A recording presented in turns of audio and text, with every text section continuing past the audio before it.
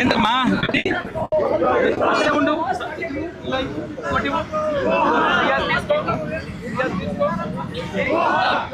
ఇంకోటి కూడా డాక్టర్కి అమ్మా అంటే లేదంటావా నాకు తెలుస్తుంది బట్ ఇది ఒకటి ఉందిగా. అందరికీ నమస్కారం అండి. ఈరోజు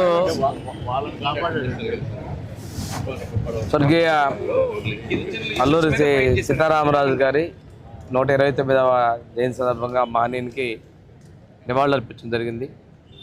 చిన్న వయసులోనే బ్రిటిష్ పాలకులకు వ్యతిరేకంగా వారు చేసినటువంటి పోరాటం, వారు గిరిజన ప్రాంతాల కోసం, ఆ ప్రజల హక్కుల కోసం ఎన్నైనా సేవ చేయడమే కాకుండా స్వాతంత్ర ఉద్యమం కోసం కూడా పోరాడినటువంటి వ్యక్తి.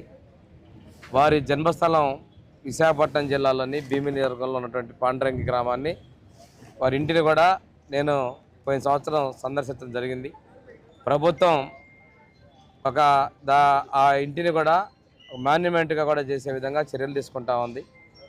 వారి పేరుతో అల్లూరి సీతారామరాజు జిల్లాని ఏర్పాటు చేయటం, అదేవిధంగా అంతర్జాతీయ భీమిని పెట్టినటువంటి అంతర్జాతీయ విమానాశ్రయం విశాఖపట్నంలో అల్లూరి సీతారామరాజు ఇంటర్నేషనల్ ఎయిర్పోర్ట్గా పేరు పెట్టడం అనేది కూడా ప్రభుత్వానికి వారి సేవలకి ఆ విధంగా గుర్తింపుగా వారికి మనం స్మరించుకునే విధంగా ఏర్పాటు చేయడం అనేది కూడా శుభపరిణామం.